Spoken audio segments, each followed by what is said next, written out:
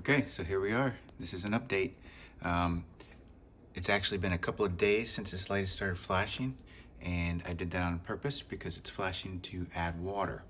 And when I let the roots dry out a little bit, I had an explosion of growth. I mean, this thing blew up. So like I said before in a previous video, these things were just getting soaking wet, to the point where there's actually mold growing on that soil on the top surface there.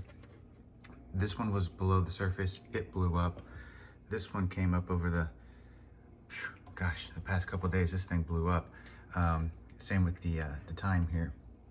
And the reason for that is that the roots, let me just back up here. The roots try to mirror what you see above the surface here, okay? So when the roots are seeking out the water, they want to go down and they want to find that water, which accelerates the vertical growth above the surface here. And what I found is that they're getting too much water in the first couple of cycles. So germination, yeah, you're supposed to have wet soil, but it's not supposed to be dripping wet. It's supposed to be damp. That's why most mediums are well-drained soil, or like cocoa fiber, or hydrodon, or some kind of volcanic rock wool type style for hydroponics, which honestly they should do. They should just get some rock wool, put the seeds in there, put them in this caps, and it'll allow drainage much easier, which will cause that growth to explode faster.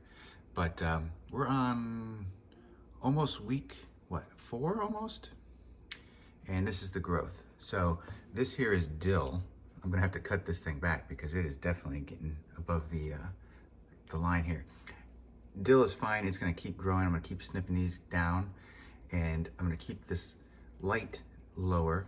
I could have raised it up, but I didn't want to because I don't wanna cause too much stretch on these down here. Like this thyme right here is stretching because it's trying to get to the light. So it's stretching. And this little guy over here still needs plenty of light too. Now you can see there's some discoloration on some of this basil back here. All right, and that's nothing to be concerned about. It's just bleaching basically from the light source. Also, what I found out about this particular unit is if you look there, you see those red and blue LEDs.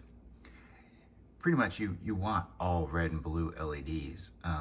The white light there really does nothing. The nanometers for that color spectrum don't really do too much in translation to turning plants into anything more than just foliage. So really, to fruit and all that kind of stuff, you want more multicolor lights. So when you look at LEDs for hydroponics, you're not going to see white light, okay? You're going to see ultraviolet, you're going to see a lot of the red spectrums, a lot of blue spectrums. Typically red is for flowering, blue is for vegetation. But again, you can do your research on that. I'm not going to go through all that because I don't have my gear to show you anything. So anyway, yeah, we're going to go ahead and add some water because it is flashing. It needs water, and it'll probably indicate that it also needs some food. So I'm going to go ahead and do that, and I'll keep you updated. All right, on to the next.